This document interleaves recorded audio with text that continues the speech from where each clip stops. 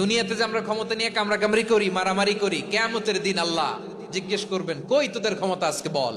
কিয়ামতের সময় সব মানুষগুলো যখন ইন্তেকাল করবে, সব জিনেরা যখন ইন্তেকাল করবে, সব ফেরেশতারা যখন ইন্তেকাল করবে, বাকি থাকবে মালাকুল মাউত।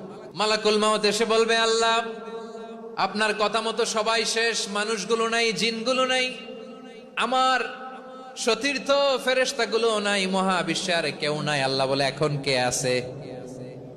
মালাকুল মউত বলবে, আল্লাহ তুমি আছো আর আমি। তুমি তো আল হাইয়্যু আল কাইয়্যুম, অবিনশ্বর, শাশ্বত, চিরঞ্জীব, কোনদিন মরবা না, তুমি আছো আর তোমার গোলাম আমি আছি আজরাইল। মহাবিশ্বে কয়জন আছে মাত্র? জোরে বলেন। এক হচ্ছেন আর হচ্ছে মালাকুল মউত। আল্লাহ তুমি আছো আমি আছি। আল্লাহ বলবে, ঠিক আছে, এবার তোমার মরণের পালা, মুত ইয়া মালাকাল মউত, হে মৃত্যুর ফেরেশতা তুমি মরো। মালাকুল মাউত আল্লাহর আদেশ বাস্তবায়ন করতে যে বিকট একটা চিৎকার দিয়ে মৃত্যুবরণ করবে।